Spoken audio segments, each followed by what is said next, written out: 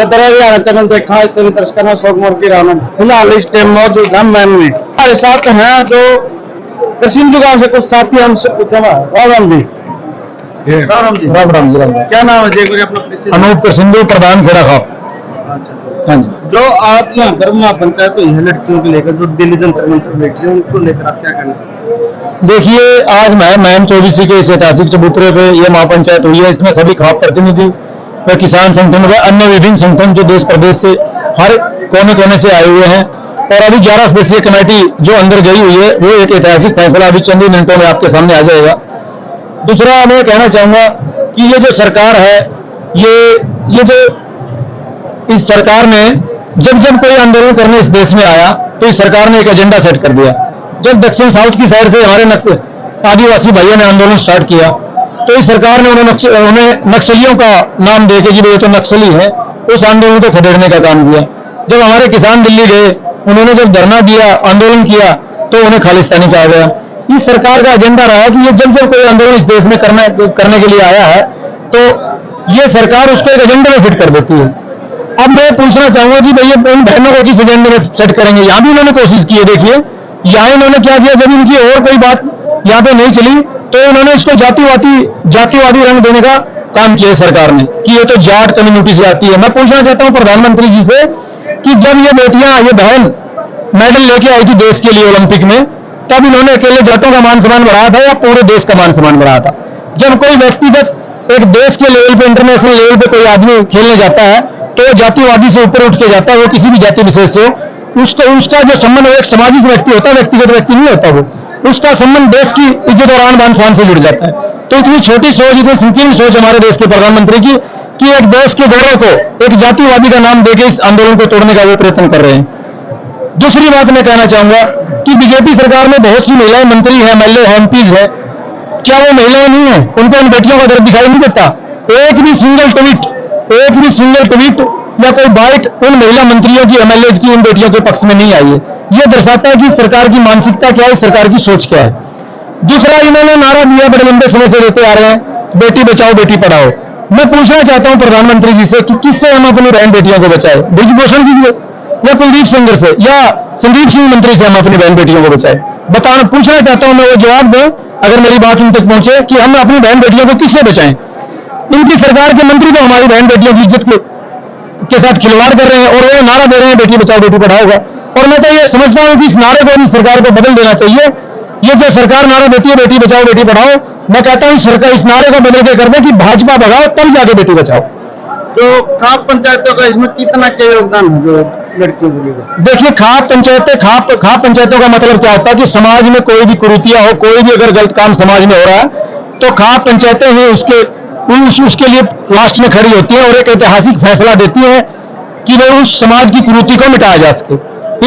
अगर खाप पंचायत यहाँ पे इकट्ठी हुई है तो इस बहन बेटियों के मामले में मैं समझता हूँ कि खाप पंचायतों का बहुत बड़ा रोल होने वाला है। तो ऐसे भी सुनना में आया कि जो खाप पंचायतें उनमें भी अब फूट होने लगी, इसको लेकर आप? देखिए, अभी तक ऐसा कुछ नहीं है। जो यहाँ पे अभी वाकया हुआ थोड़ी देर पहले, वो एक बीजेपी का कार्यकर्ता था। ये सरकार की मैं पहले भी बता चुका हूँ आपको कि सरकार की शुरू से ही मंशा रही है कि जब भी कोई आंदोलन करने आता है ये एजेंडा फिट कर देते हैं आंदोलन को तोड़ने के लिए। अब वो एक बीजेपी का कार्यकर्ता था, वो उड़नबाजी कर रहा था, उसको भगा दिया गया है। अब शांतिपूर्ण तरीके से पंचायत चली हुई है, हमारी 11 सदस्यीय कमेटी अंदर गई हुई है। अभी कुछ ही चंद मिनटों में फैसला आपके सामने आ जाएगा। राम राम जी। राम राम जी। क्या नाम है जी? रामेर बुढ़ान सिंह खेड़ा खाप जी, हरियाणा। अभी तो जी इस मैटर में ज्यादा कुछ नहीं कहना चाहिए। जब तक 11 सदस्यीय कमेटी अंदर गई हुई है, उसके आने के बाद जो भी फैसला होगा उसको हम फूल चढ़ाने का काम करेंगे। क्या नाम है? जयवीर सहरावत, प्रधान सहरावत खाप हरियाणा। मैं सबसे पहले आपके चैनल को और आपके दर्शकों को नमस्कार करता हूँ। जो पंचायत हुई है जी, लड़कियों को लेकर आप क्या कहना चाहते हैं इसके बारे में? मैं ये कहना चाहूंगा, ये सामाजिक संगठनों की पंचायत है और इस खाप पंचायत मैम 24 के ताल के ऊपर ऐतिहासिक मैम 24 के चबूतरे पर आयोजित की गई है और हरियाणा प्रदेश और आसपास के इलाकों से तमाम खापों के चौधरी इसमें सम्मिलित हुए हैं। और वर्तमान में जो दिल्ली के अंदर जो हमारे देश की बेटियों का जो धरना जारी है, देश का गौरव और देश के तिरंगे को देश की धरती से बाहर जाकर, चाहे वो कॉमनवेल्थ के गेम हो, चाहे एशियन गेम हो, चाहे ओलंपिक के मेडल की बात हो, उसके अंदर देश के झंडे को जो ऊंचा करने का काम करती है, तो पूरे देश के लोग बेसब्री से इंतजार करते हैं। और जब वो खिलाड़ी इस देश में लौटते हैं तो एयरपोर्ट पे शायद प्रशासन के द्वारा या खेल मंत्रालय के द्वारा उनका स्वागत किया जाता है। देश के प्रधानमंत्री के लेवल पे उनको उनके सम्मान में डिनर तक दिए जाते हैं। उस दिन वो देश की बेटी है, आज वो देश की बेटी नहीं है।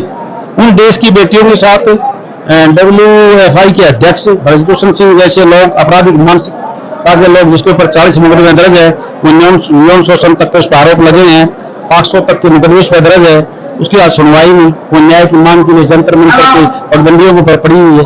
तो उस संदर्भ में एक खाप पंचायत बुलाई गई थी। जो आरोप और लगाए जो खिलाड़ी हैं वो एक ही जात के नहीं, वो एक और जात खिलाड़ी की बात नहीं है।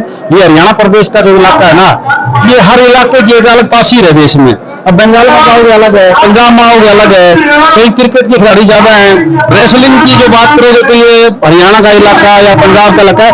ये यहाँ के लोगों की जो भौगोलिक जो पोजीशन है यहाँ की, जो यहाँ का जलवायु है या खान पान है, यहाँ के लोग मजबूत होते हैं, रेसलिंग में ज्यादा है।